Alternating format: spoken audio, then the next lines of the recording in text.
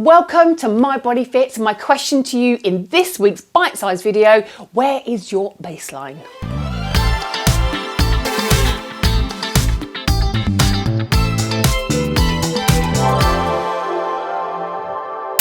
Hi, I'm personal trainer and kettlebell coach Mel Anderson. Welcome to my channel. I work with women approaching, going through and beyond menopause, and this is a conversation that I have had with so many women lately, so I thought I would bring it here to you guys. Now, I hate to generalise, but so many women I talk to, and I include myself in this too, settle for less than optimal when it comes to how we feel.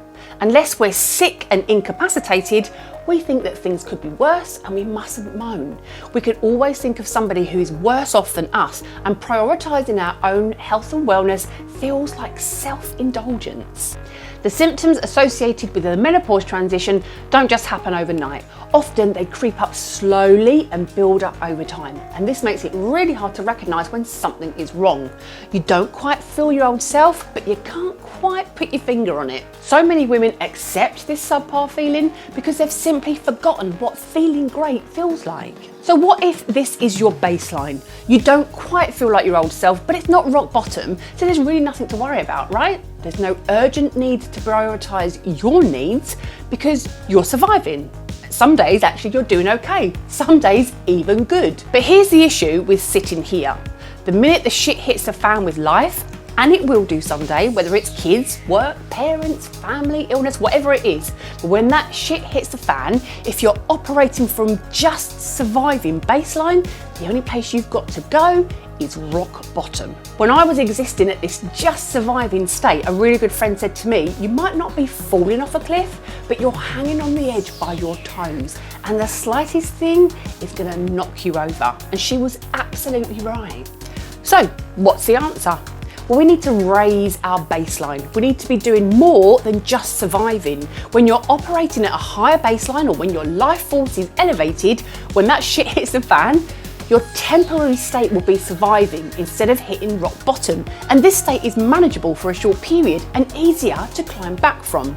But operating from here full time needs to be addressed. So how do we raise our baseline? Well, that's a very personal answer for each individual person, and it really depends on your lifestyle, your commitments, your stresses, and so much more. But what is true for every woman is that the menopause transition is a time to pause. Take some time to think about how you are navigating this journey. For many women, a lifestyle, mindset, and habit evaluation is needed, and a true bespoke reality check and a brand new map for life.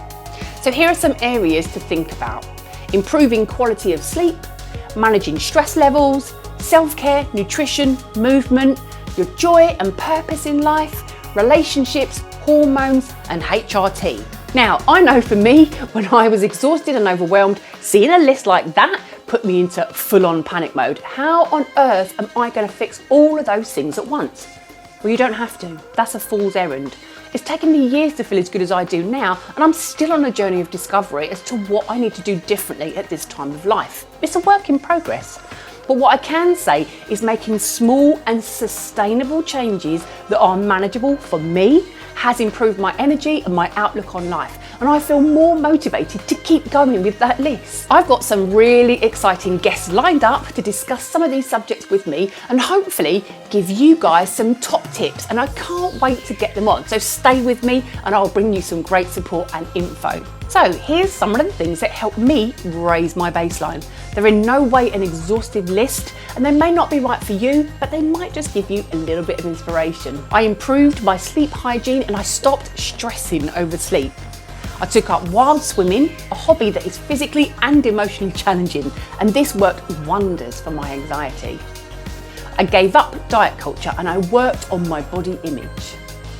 I widened my circle of girlfriends and I found fun and inspiring people to be around. I ring-fenced my time and I re-evaluated my position in my family and my household. I got an ADHD diagnosis, and for the first time in my life, I started to work on accepting myself and the way my brain works, which then led me to be able to pursue goals that seemed out of reach for such a long time. I made space for myself and my dreams and my goals, and I started to prioritise my time a little bit better. I continued to move my body regularly and tune into how it felt and what I could do, how my energy was before, during and after, and I used my A-B plan to stay consistent whilst honouring my energy levels. I persevered for 12 months to get my HRT right, and I talked to anyone that would listen to me.